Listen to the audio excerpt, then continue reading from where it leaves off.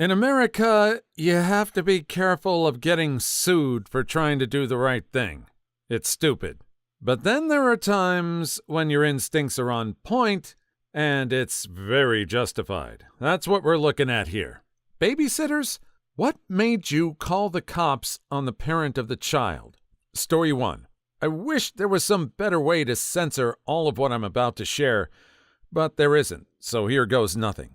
I, a 15-year-old non-binary kid, grew up with my older brothers and my mom. My dad was always gone at work, and my mom was an abusive drunk.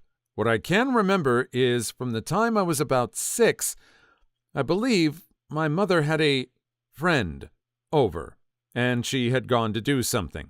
Her friend grabbed me and tried to say to me, I won't go into details there, but I told my mom, and she called me a party girl and said I was asking for it, and that I deserved whatever was going to come to me. I also remember something similar to that happening when I was 7 and 12. But the difference is, when I was 12, my mom was no longer in the picture, and my dad had saved us from her. So he was home more to take care of us. What happened to get my mom out of the picture was she had quit alcohol and moved on to heavy substances. She had believed she was pregnant with Jesus, and her family had to terminate for him to be born. Keep in mind, my mother had her tubes tied after I was born, so my mother tells us she had visions from God, and certain things were going to happen, which none of them did. Anyways, January 10, 2020, at around 2 a.m., she wakes me up and says we're going to go get groceries. I should have been suspicious of it since it was literally 2 a.m., but I was like, okay, whatever, and left with her. It's important to add she stole the vehicle we used. Fast forward a little, and she starts telling me her plan to unalive my dad, how she's going to crucify him, and I'm gonna help, and there's gonna be a Last Supper. We get to the store, and she's piling cheese and pastries into the cart, and we get to the checkout. Her card declines. She pulls out her phone and puts on this weird old playlist she made a while before she even started having these visions. I'm standing there embarrassed. There's people behind us, and she goes, "It'll work. Just wait." It doesn't work. She's like, "Okay, we'll walk around the store and try again later." So we do that, and she sees a pregnancy test. She grabs the most expensive one there and grabs my hand and starts speed walking to an aisle. I see her open her purse, pull out a Bible, and put the pregnancy test in there. I'm kind of thinking, okay, what the heck? You're literally on your period. So we go to the bathroom, and she makes me stand in the stall with her while she opens it. She goes, "Sorry, sis, my anxiety medication is so hard to open right now." I don't respond. She takes it, blood all over it, and puts it in her purse. We leave, and again, her card didn't work. I think we're gonna go home and let that be that, but nope. She turns off her headlights, and at this point, it's like 3 a.m. She goes, "Honey, take off your seatbelt. You're immortal." And she starts driving at about 75 or 80 miles an hour. I'm scared out of my mind, thinking I'm about to expire. Then I ask her if we're going somewhere, and she says, "Yes, we are." Like, oh, here we go again. We go to this town where she used to work. She got fired and banned from the gas station she worked at because she has broken and entered into one of her coworkers' houses. We get there, and since she isn't allowed in there, she sends me in there. I tell the guy, "Hey, my mom said her car is broke down and she's pregnant. She wants to know if you can come out and have a look at it." The guy goes, "My shift is over at 6:15. I can go have a look after." I say okay and go tell my mom. She tells me to go back in and say, "I have waited lifetimes for you. Don't let this be for nothing." So I did. And he looks at me and goes, "Is Jessica your mom?" I say, "Yes." And he says, "You need to get out of here. Now." I tell my mom, and she goes inside the gas station herself and the guy hit the panic button, I guess, or called the cops while I was outside. Because my mom used the bathroom, and while we were in there, she told me to say my dad held us at gunpoint and made us go and do what we did. The police arrest my mom, and this bald guy named Mark, the sheriff, starts asking me questions. What happened? How old are you? Where's your dad? Etc. I answer his questions, and I'm taken to the station, and they find my dad's number to inform him of what had happened. Remember the vehicle my mom had stolen? It was my dad's, so he didn't have a way to come get me. His best friend's pregnant wife gives him a ride, and when he gets there, I see him and take off running. "Daddy!" I start crying. He's crying. "Are you okay, baby?" I'm shook, but I say yes. I get my stuff, and while I'm getting it, I hear my dad screaming at the people, saying my mom is crazy and abusive and needs some serious help. They tell us to file an order of protection. Fast forward to about 8 a.m. My brother and I are in a courthouse with my dad. We explain what happened. They explain what'll happen. Midway through, my mom calls my dad from the jail to bail her out. My dad hears her voice and immediately hangs up, and we continue the paperwork. 2-hour court-granted visitations once a month, if we so choose. I've gotten into therapy. It all happened because I attempted self-destruction. I'm doing better now, and so is my dad and brothers. My mom had also been abusing my dad, and he didn't even know she was fully abusing us because he worked so much. I know this sounds so unreal. It felt unreal. Believe it or not, I'm just glad to get the story out after so long. Well, someone called the cops. It wasn't a babysitter in this story. Thankfully, this person had the foresight to hit the panic button or whatever to bring the police into the situation. It just makes no sense. Did this woman get jail time? Story 2.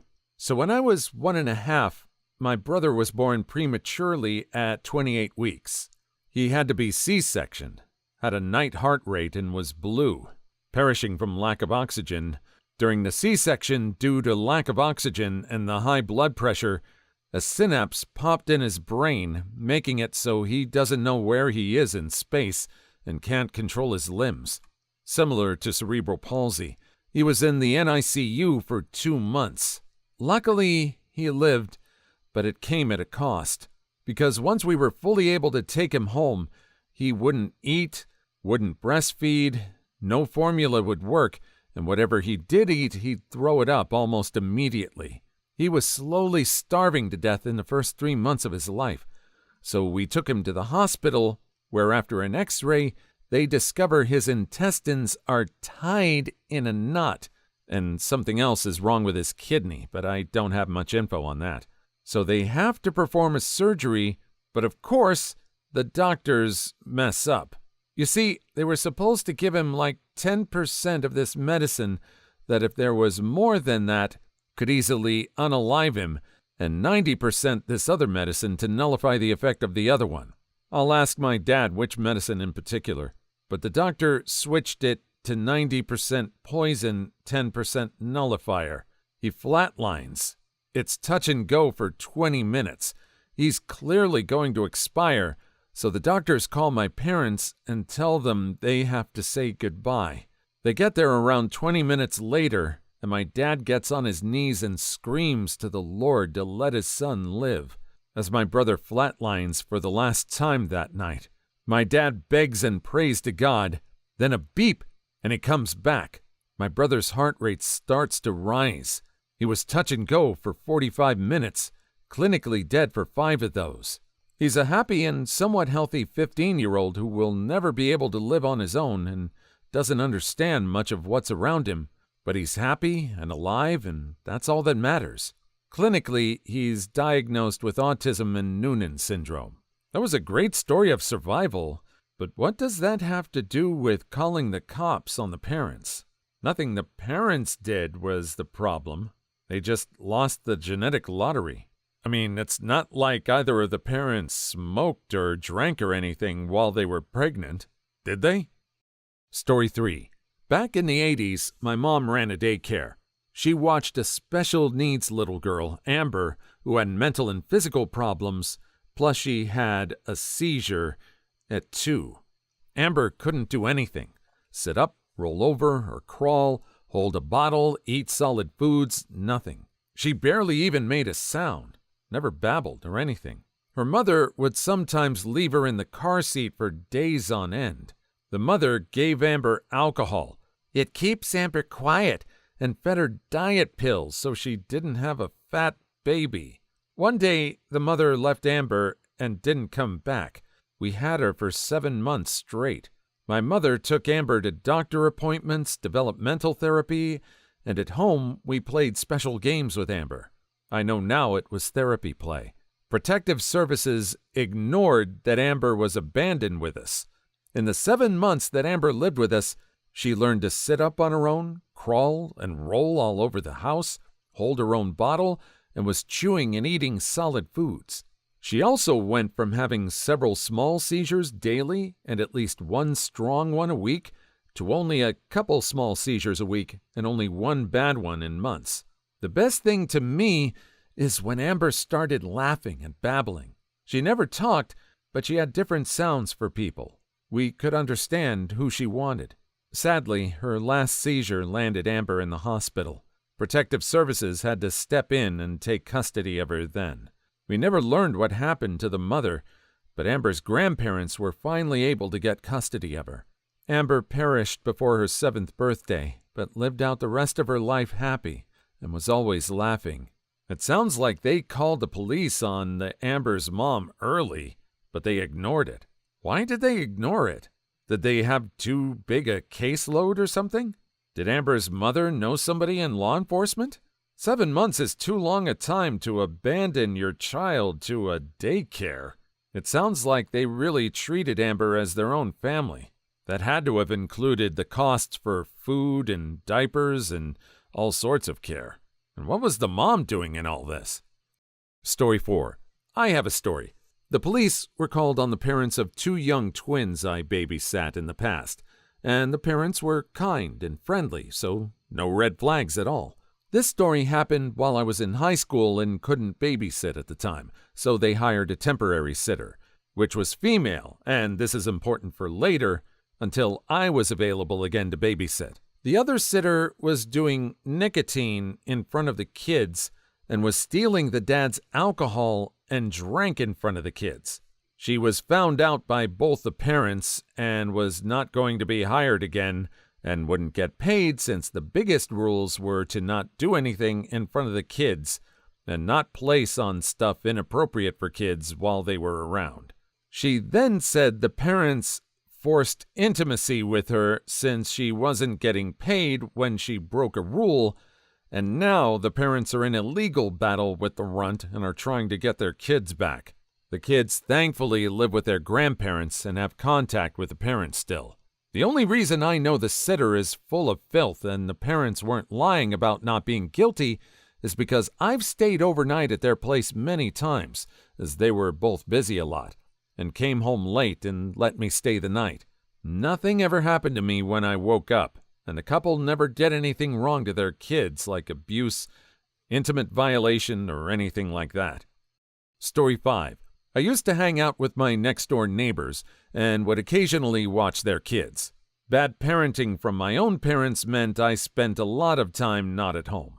I was 12 to 14, and these are the people who introduced me to alcohol and worse. I witnessed the husband horrifically cause harm to the wife and both kids, especially the oldest child, who was a stepchild. I went to so many of my own teachers. I went to church leaders. The kids spoke up.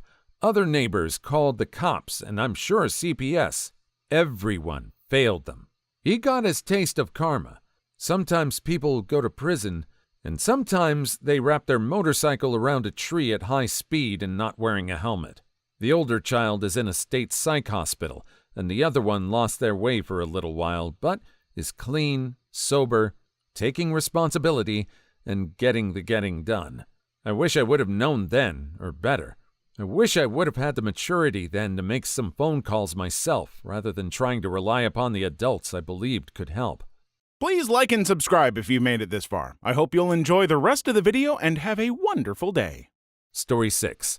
Some years ago, when my daughter was 4 years old, she had a friend who used to come and sleep over at our place. She was a lovely little girl, but always seemed to have a sadness about her. Can't explain it any other way. Then one morning, my dad came to pick her up, and I said bye to her. It was then when I saw that this little girl's behavior when near Dad was off. I looked at the dad, made eye contact, and just knew what was going on. To this day, I believe that he was abusing his daughter, but not sure enough to drop a dime on him to CPS. That is to my lasting shame. She wasn't allowed to visit our place anymore, and didn't see her again for a long time. Then I ran into her when she was about 14 or so. I didn't recognize her, but my daughter did. She was filthy, wearing filthy-smelling clothes and with obvious signs of self-harm. A psychologist friend later told me this is a tactic sometimes used by abused children to try and make themselves unattractive to their abuser. This is the shame I carry. That's tragic. It sounds like it was still going on. Was it still possible to call CPS at this point? If it's still happening, she needs help. Or is this just too late? Story 7. Me and my mom were babysitting these kids for a friend of hers. Apparently, from what I heard, her ex-husband or ex-boyfriend was stalking her and trying to take away her 3 kids. So she got in her car and drove to our house and dropped them off. Kids aged 11, 8, and maybe 3. She got over, dropped off her kids, and she was going to go to her parents' house and left. A friend of ours was driving by and saw that her car was in our driveway and thought something was wrong. So he came over and talked to her and my mom a little bit. While that was happening, I tried to calm down the 3-year-old who was crying and made food and snacks for the 11 and 8-year-old. They stayed with us until 10 a.m. the next morning. Apparently, the kid's mother was on substances and a severe substance addict and got her kids taken from her. I feel bad for those kids. I haven't seen them since that, and I really hope they're okay. Story 8. I used to work at a childcare home. I saw some sad things. The little boy, 4-ish, whose parents clearly didn't care, I'd get him going to the potty on his own all week, back in pull-ups and peeing himself after the weekend.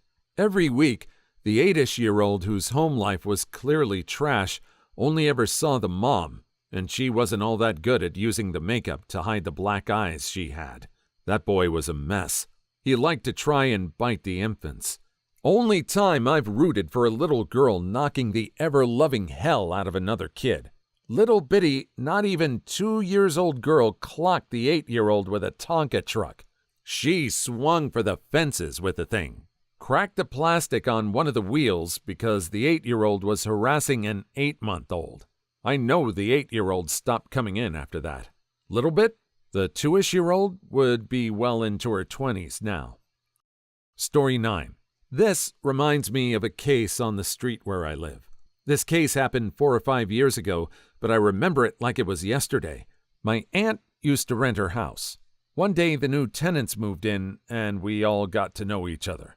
A few months pass and they leave the house. They rent another house almost across from mine. At the beginning, it was all normal. Until one day, the guy wrote a letter to 2 girls, at the time they're 8 or 10, to come to play. I've never been more proud of someone's kid as I was when this happened. They told their parents about it. The aftermath was amazing. They beat him almost to the point of unaliving. The guy had all the bones broken. They did the work. His wife didn't know. I can't imagine the embarrassment and humiliation she suffered. Nowadays, she moved somewhere else. I'm glad she got out of there. Is she going through therapy? And these 2 guys renting the place. Had they had success with this formula before? Where were the cops in all this? It sounds like people sort of took justice into their own hands at the end. Story 10. I once hid extremely well while playing hide and seek with my grandparents. The attic in their house was a normal furnished room, but was used to store stuff. It had a closet with winter clothing. They kept the pillows for the patio chairs up there during winter, etc. It also housed a big old leather suitcase in which they stored a lot of stuffed animals from when my dad was little. I tossed every single stuffed animal out and hid in said suitcase. They looked for me everywhere, and were already starting to think I might have went outside when they eventually visited the attic once more, and I couldn't keep myself from giggling. Story 11.